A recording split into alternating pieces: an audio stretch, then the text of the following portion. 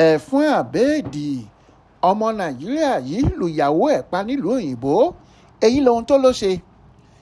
ìbínú òdì ti mú kí ọkùnrin ọmọ orílẹ̀-èdè nàìjíríà kan olúbùnmi abọ́dúndé tóun pẹ̀lú àwọn ẹbí ẹ̀ ṣẹ̀ṣẹ̀ kó lọ sílùú òyìnbó fi pákó ìṣeré ọmọ wọn lu ìyàwó ẹ̀ táíwò abọ́dúndé pa nílé wọn tó wà lágbègbè suffolk lórílẹ̀-èdè united kingdom. lọ́dún 2022 ní tọkọtaya ọ̀hún pẹ̀lú àwọn ọmọ wọn mẹ́ta dé sílùú òyìnbó àmọ́ tó jẹ́ ọ̀rọ̀ nípa bùkátà gbígbọ́ nínú ilé àti ẹ̀sùn pé ìyàwó òun ń fẹ̀bẹ̀ ǹjẹ́ òun níṣu ló sábà máa ń dìjà sílẹ̀ láàrin wọn. ìjà tó wáyé láàrin ọkọ àtìyàwó yìí ṣáájú ọjọ́ tíṣẹ̀lẹ̀ náà ṣẹlẹ̀ ti mú káwọn ọlọ́pàá kìlọ̀ pé kí ọkùnrin náà yàgò fún ìyàwó ẹ̀ àti ilé wọn àmọ́ tó jẹ́ ọjọ́ kejì tó yọjú sílé náà ló bínú lu ọmọbìnrin náà pa. ṣáájú ni wọ́n ti kọ́kọ́ gbé afurasí náà lọ sílé ẹjọ́.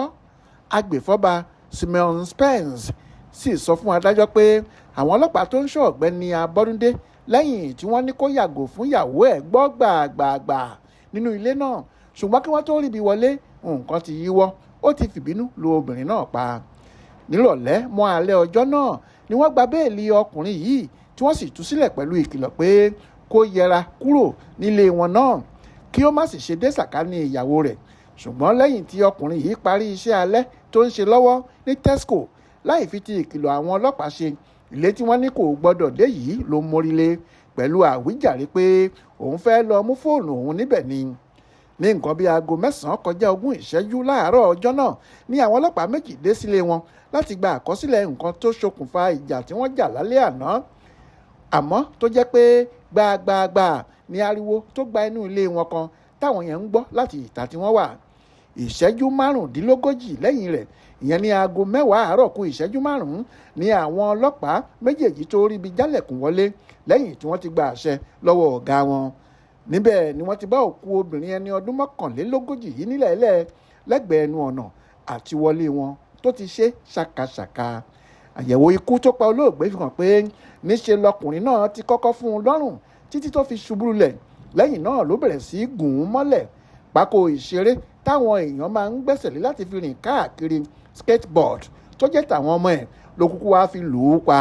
ó fi ìbínú fọ́ pákó yìí mọ́ ìyàwó ẹ̀ lórí débi pé pákó ọ̀hún pàápàá fọ́ pátápátá ni. gẹ́gẹ́ bí àlàyé táwọn agbófinró agbègbè Suffolk ṣe owú jíjẹ àti fífi ẹ̀sùn kan ìyàwó ẹ̀ pé ó yan àlè ti wà lára ọkùnrin náà tipẹ́. lọ́pọ̀ ìgbà ni wọ́n ní àwọn ọlọ́pàá ti dá sí ọ̀rọ̀ àárín wọn tí wọ́n sì ti ń wádìí nípa ìlùkulù àti ìjà gbogbo ìgbà tó máa ń wáyé láàrin òun àti ìyàwó ẹ̀ kó tó wá padà lù ú pa. lọ́jọ́ 27 oṣù kẹrin ọdún 2023 làwọn ọlọ́pàá ti kọ́kọ́ fi páńpẹ́ òfin gbé e lásìkò tí wọ́n bá ìyàwó ẹ̀ tí ètè rẹ̀ bẹ́ látara lílù bí aṣọ òfì nílé wọn tó wà ní New Market ní Suffolk. iléeṣẹ́ tí wọ́n ti ń ṣètọ́jú àwọn arúgbó àtàwọn tó nílò ìtọ́jú pàtàkì lágbègbè Cambridge ni olóògbé ti ń ṣiṣẹ́ látìgbà tí wọ́n ti dé láti Nàìjíríà àmọ́ tí ọkọ tó jẹ́ onímọ̀ ẹ̀rọ kò ríṣẹ́ ẹnjiníà tó mọ̀ yìí ṣe tó sì tibẹ̀ ń ṣe iṣẹ́ ọlọ́dẹ ní Tesco àti Wickes. ilé ìwòsàn ni wọ́n kọ́kọ́ mú afurasí lọ lẹ́yìn tí wọ́n fòfin gbé e fẹ̀sùn ìpànìyàn láti lè ṣàyẹ̀wò ọpọlọ fún un bóyá kinní kan ń ṣe nínú ọpọlọ. adájọ́ Martin Levett ti pàṣẹ pé kí wọ́n fi ọkùnrin yìí sátìmọ́lé kí ìdájọ́ tó wáyé lórí ẹ̀sùn ìpànìyàn tí wọ́n fi kàn án lọ́jọ́ 9 oṣù karùn-ún ọdún yìí. bákan náà ni agbẹnusọ fún iléeṣẹ́ tí olóògbé ti ń ṣiṣẹ́ ṣàpèjúwe rẹ̀ bí ẹni tí gbogbo èèyàn fẹ́ràn. ó ní gbogbo àwọn làwọn fẹ́ràn rẹ̀ gidigidi.